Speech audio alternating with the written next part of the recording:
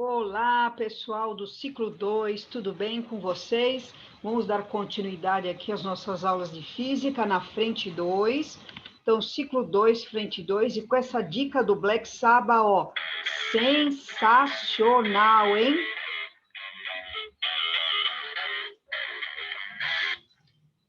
Gente, esta aula aqui, aula 47 do caderno 4, página 157, ela fala sobre fenômenos ondulatórios. Nós vamos estudar 4 fenômenos ondulatórios: batimento, ressonância, polarização e difração, beleza? E ouçam mais um pedacinho dessa obra de arte.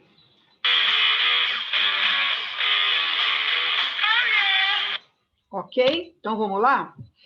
Primeiro fenômeno ondulatório, batimento, é o fenômeno resultante da superposição de duas ondas de mesma direção, mesma amplitude e frequências próximas. Cada vez que a onda resultante passar por um máximo, dizemos que ocorreu um batimento.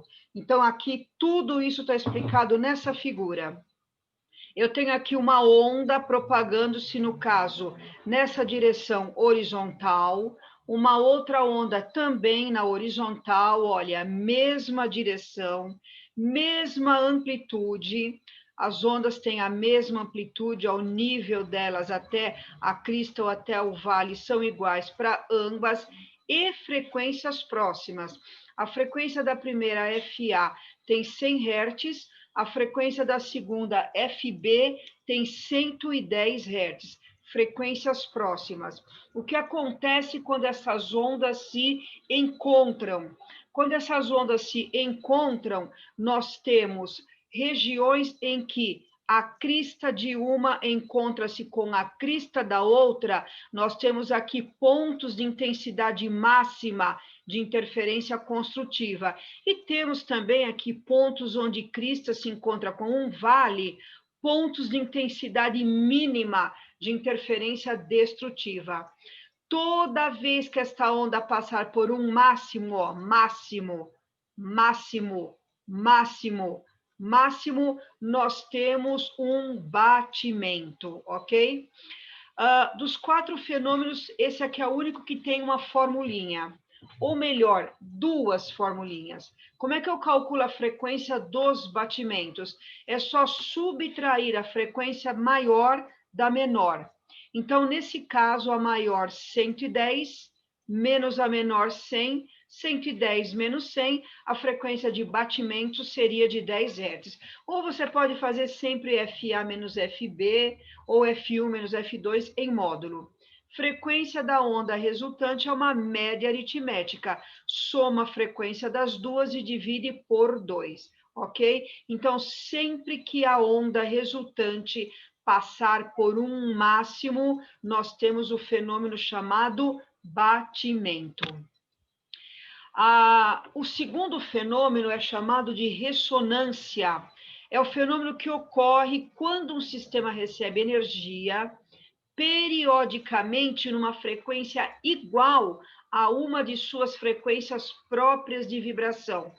2 casos importantíssimos, muito comuns, para dar o exemplo de ressonância: a ponte de Tacoma e a taça de cristal. Aqui não é uma taça, mas é uma lâmina de cristal. A garotinha emite um som aqui, cuja frequência é igual a uma frequência de vibração aqui da lâmina de cristal. Então, a lâmina de cristal vai recebendo, ó, recebe energia periodicamente numa frequência igual a uma das suas frequências de vibração. Então, ela passa a vibrar, a amplitude vai crescendo, tá? E pode até romper aqui a lâmina de cristal, ou a taça de cristal, se for uma taça, né? Aqui nós temos o exemplo da ponte de Tacoma, que se rompeu em 1940. os ventos aqui naquele dia estavam muito fortes, então a frequência dos ventos era muito próxima de uma das frequências de vibração da ponte. Então a ponte entrou em ressonância com a frequência dos ventos e ela se rompeu. Esse é o nosso segundo fenômeno, ressonância. Terceiro fenômeno, difração. É o fenômeno que consiste em uma onda contornar um obstáculo. Isso só vai ocorrer quando o tamanho do obstáculo, a dimensão do obstáculo ou da fenda aqui, for menor ou da ordem do comprimento de onda. Então, você tem aqui, por exemplo, uma piscina e aqui, ó, eu tenho um anteparo com uma fenda, um orifício de tamanho, uma fenda de tamanho D. Eu tenho ondas retas propagando-se na superfície aqui da água, e quando ela chegar no orifício, ela vai contornar aqui, ó, contornar o obstáculo. Isso acontece quando a dimensão da fenda é menor ou da ordem do comprimento de onda. Então, esse fenômeno se chama difração, contorna um obstáculo. Existe a explicação da difração pelo princípio de Huygens. Cada ponto de uma frente de onda, ela comporta-se como uma nova fonte. Então, você tem aqui a frente de onda, num certo instante, e a frente de onda depois de algum tempo. Então, ela vai se formando novas ondas, ó. Então, cada ponto da frente de onda comporta-se como uma nova fonte de ondas elementares que se propagam além da região já atingida pela onda com a mesma frequência da onda original. E aqui nós temos a experiência... Ui, sumiu aqui, ó. Experiência de Young. Eu só fui tirar minha foto aqui, o quadro pulou. Você tem aqui uma onda propagando-se, passa por uma fenda, e aqui ela passa novamente, ó, por duas fendas. Então, nós temos aqui, ó, as ondas que vão se encontrar.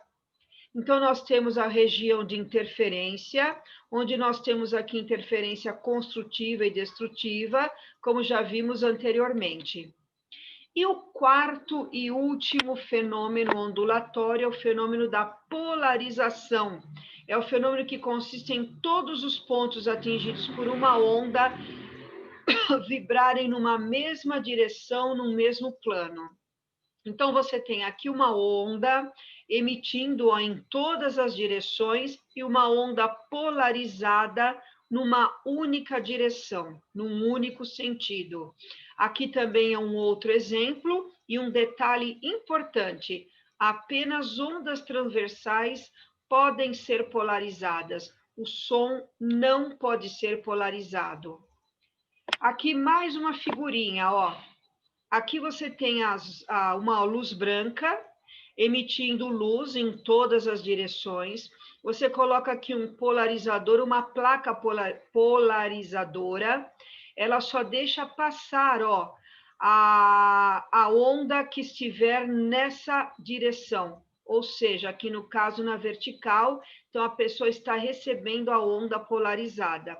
E um grande exemplo de polarização é o próprio cinema 3D, ó. Você tem aqui óculos que você recebe com a onda polarizada aqui na vertical e aqui na horizontal, o que nos dá a sensação de relevo, beleza? Agora nós vamos para a página 160, fazer o primeiro exercício e ouçam mais um trechinho desta banda sensacional. Gente, então o primeiro exercício. Tocando-se simultaneamente duas notas graves e contíguas do piano, um Ré e o Ré sustenido adjacente, por exemplo, ouve-se um som de frequência intermediária entre as frequências das duas notas musicais citadas, mas de intensidade que passa periodicamente por máximos e mínimos.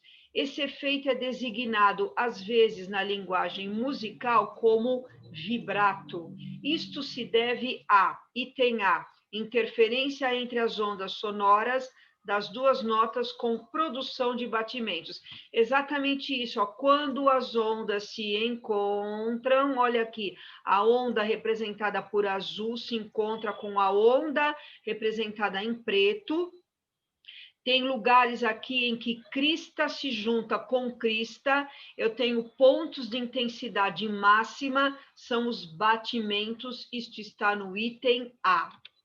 Número 2, ao sintonizarmos uma estação de rádio ou um canal de TV em um aparelho, estamos alterando algumas características elétricas de seu circuito receptor.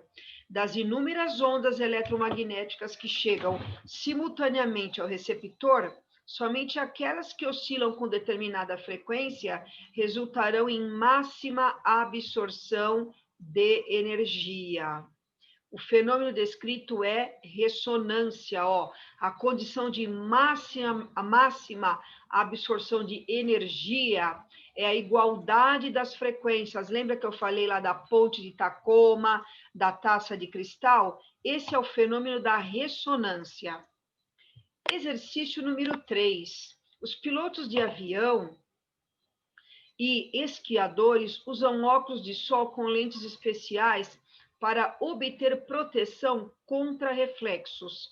Basicamente, o que fazem esses óculos é absorver grande parte da luz refletida sobre superfícies em geral, como a superfície de um lago, de uma pista de esqui ou do solo, no caso de um piloto do avião. Pode-se comprovar sua eficácia se, depois de olhar a superfície, girarmos os óculos em um ângulo de 90 graus. Nessas condições, estaremos fazendo com que o eixo de transmissão dos óculos coincida com a direção do campo elétrico refletido pela superfície, de modo que estaremos recebendo essa luz e poderemos comprovar que se transmite maior quantidade de luz através das lentes. O fenômeno ondulatório que está ligado ao uso desses óculos especiais é a polarização, né? Polarização que acontece no óculos para barrar aquela reflexão. Aqui, ó, número 4.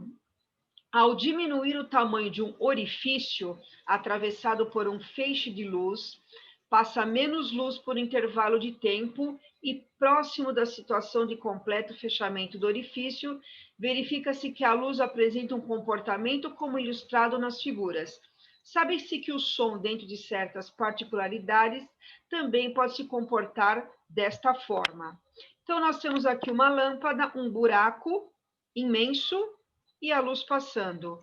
Uma fenda menor, a luz passando, e uma fenda muito pequenininha, ocorrendo aqui o fenômeno da difração. Em qual das situações a seguir está representado o fenômeno descrito no texto, ou seja, a difração? A. Ao se esconder atrás de um muro, um menino ouve a conversa de seus colegas. Verdadeira, gente. O fenômeno verificado na figura é a difração. O menino pode ouvir a conversa de seus colegas por difração do som. O som contorna o obstáculo, você ouve a conversa da pessoa do outro lado do muro. Então, o som pode difratar-se. Alternativa correta, alternativa A. Mas vamos dar uma olhadinha só nas outras alternativas, por que estão erradas, tá? Ao gritar diante de um desfiladeiro, uma pessoa ouve a repetição do seu próprio grito. Isso aí se chama eco, né? Repetição do som é eco. C. Ao encostar o ouvido no chão, um homem percebe o som de uma locomotiva antes de ouvi-la pelo ar. Esse fenômeno ocorre por quê? Porque a velocidade do som no ar e no solo são diferentes. No solo, a velocidade do som é muito maior do que no ar. D. Ao ouvir uma ambulância se aproximando, uma pessoa percebe o som mais agudo do que quando ela se afasta. Isso aí nós vamos estudar nas próximas aulas, se chama efeito Doppler. E letra E, ao emitir uma nota musical muito aguda, uma cantora de ópera faz com que uma taça de cristal se despedace. Isso se chama ressonância, ok? Então, esse foi o exercício número 4. Número 5. Considere um equipamento capaz de emitir radiação eletromagnética com comprimento de onda bem menor que a radiação ultravioleta. Suponha que a radiação emitida por esse equipamento foi apontada para um tipo específico de filme fotográfico e entre o equipamento e o filme foi posicionado o pescoço de um indivíduo, que é essa foto que vocês têm aqui, ó, o pescoço da pessoa, aqui a cabeça, aqui o queixo, né? Quanto mais exposto à radiação, mais escuro se torna o filme após a revelação. Após acionar o equipamento e revelar o filme, evidenciou-se a imagem mostrada na figura aqui abaixo. Dentre os fenômenos decorrentes da interação entre a radiação e os átomos do indivíduo que permite a obtenção desta imagem, inclui-se já vou direto na alternativa correta, B, maior absorção da radiação eletromagnética pelos átomos de cálcio que por outros tipos de átomo. Ó, expliquei aqui para vocês. O pescoço é colocado entre o equipamento emissor de radiação e o filme. A parte escura do filme indica que a radiação incidiu no filme e na parte clara do filme não houve incidência da radiação, pois foi absorvida pelo pescoço. Portanto, os átomos de cálcio absorvem a radiação e esta não incide na chapa. Assim, a parte óssea, que é constituída principalmente por cálcio, fica visível no filme revelado. Número 6. Os radares comuns transmitem microondas que refletem na água, gelo e outras partículas na atmosfera. Podem, assim, indicar apenas o tamanho e a distância das partículas, tais como gotas de chuva. O radar Doppler, além disso, é capaz de registrar velocidade e direção na qual as partículas se movimentam, fornecendo um quadro do fluxo de vento em diferentes elevações. Nos Estados Unidos, blá, blá, blá, blá, blá, blá, blá, blá, aí tem um blá, blá, blá, que eu até pulei, ó, já vamos para cá, para não ficar muito extenso. O pulso da onda do radar, ao atingir uma gota de chuva, devolve uma pequena parte de sua energia numa onda de retorno que chega ao disco do radar antes que ele emita a onda seguinte. Os radares transmitem entre 860 e 1.300 pulsos por segundo na frequência de 3.000 MHz.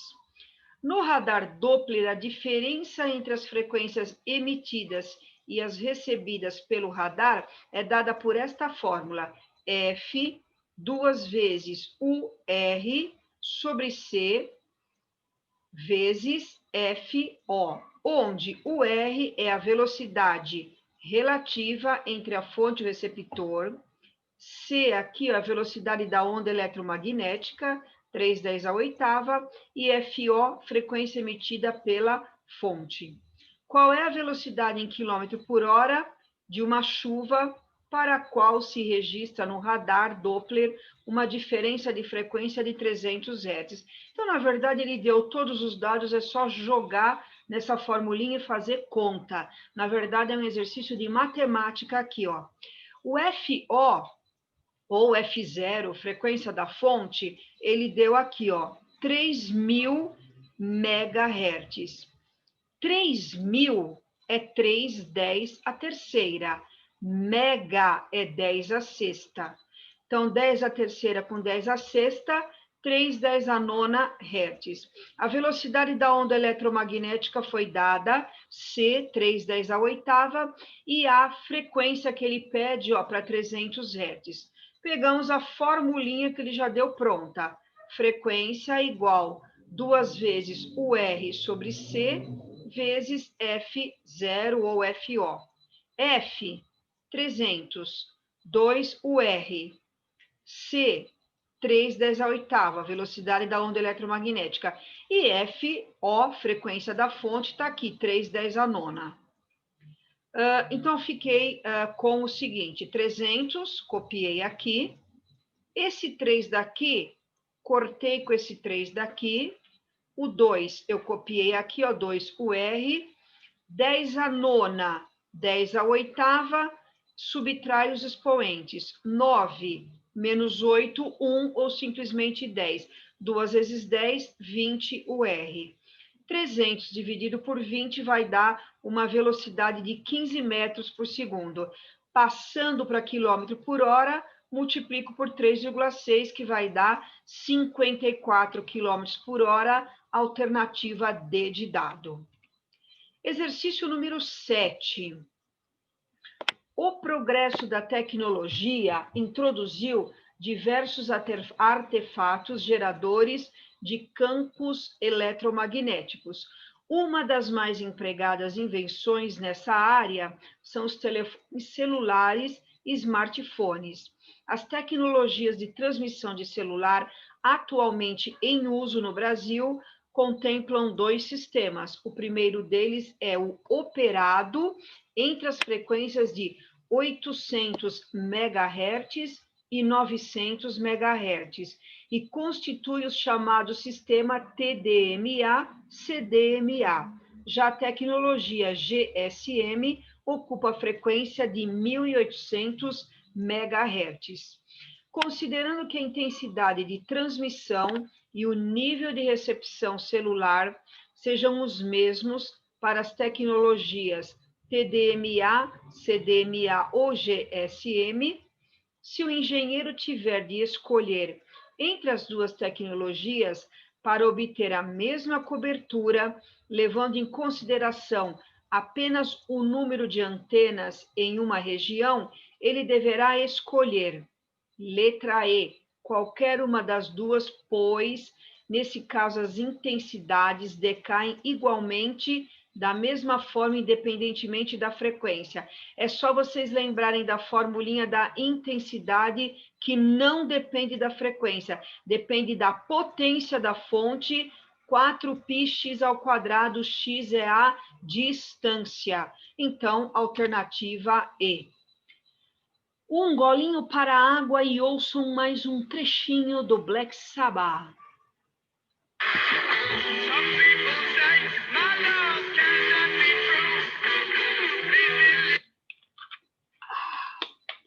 Não é a capa desse disco, esse é o mais recente, tá? Esse aqui, o Black Sabbath 13, também é sensacional. Número 8. As ondas eletromagnéticas, como a luz visível, ondas de rádio, viajam em linha reta em meio homogêneo. Então, as ondas de rádio emitem na região litorânea do Brasil, emitidas na região litorânea do Brasil, não alcançariam a região amazônica do Brasil por causa da curvatura da Terra. Entretanto, sabemos que é possível transmitir ondas de rádio entre essas localidades devido à ionosfera. Com a ajuda da ionosfera, a transmissão de ondas planas entre o litoral do Brasil e a região amazônica é possível por meio do quê, gente? Da reflexão. Olha aqui, ó. Bate na ionosfera, bate e volta, reflexão, alternativa A, ó. Botei até uma figurinha da hora aí, hein? Número 8, tranquilinho. Número 9. Deixa eu só tirar minha foto aqui da frente. Uma equipe de cientistas lançará uma expedição ao Titanic para criar um detalhado mapa 3D que vai tirar virtualmente o Titanic do fundo do mar para o público. A expedição ao local, a 4 quilômetros de profundidade no Oceano Atlântico, está sendo apresentada como a mais sofisticada expedição científica ao Titanic. Ela utilizará tecnologias de imagem e sonar que nunca tinham sido aplicadas ao navio para obter o mais completo inventário do seu conteúdo. Esta complementação é necessária em razão das condições do navio naufragado há um século. No problema apresentado para gerar imagens através de camadas de sedimentos depositados no navio, o sonar é mais adequado, pois, direto, alternativa D, atenuação da luz nos meios materiais, analisados é distinta da atenuação do som nesses mesmos materiais. Ó, a luz é atenuada, absorvida ou refletida logo na primeira camada dos sedimentos. O ultrassom utilizado pelo sonar penetra nas camadas, determinando ecos que são captados em instantes diferentes pelo receptor. É devido à chegada desses ecos em instantes diferentes que se torna possível a elaboração de uma figura 3D da embarcação naufragada.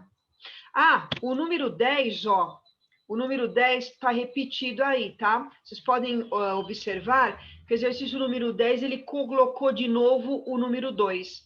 É o número 2 que está que nós já fizemos, alternativa E, tá? E o último, número 11, nas rodovias é comum motoristas terem visão ofuscada ao receberem a luz refletida na água empoçada do asfalto. Sabe-se que essa luz adquire polarização horizontal. Para solucionar este problema, há a possibilidade de o motorista utilizar óculos e lentes constituída por filtros polarizadores. As linhas das lentes dos óculos representam o eixo de polarização dessas lentes. Então, vocês têm aí 5 alternativas, A, B, C, D, E. Qual a melhor? Já coloquei só a correta para não ocupar muito espaço aqui. Alternativa A, e expliquei aqui. Um filtro polarizador, quando posicionado verticalmente, impede a passagem da luz que está polarizada horizontalmente. Como o texto afirma que a luz refletida na água empoçada está polarizada horizontalmente, então os filtros adequados seriam os posicionados verticalmente. Alternativa A. Olha o Ozzy aí. Tchau. Tchau, gente. Até a próxima aula. Ok?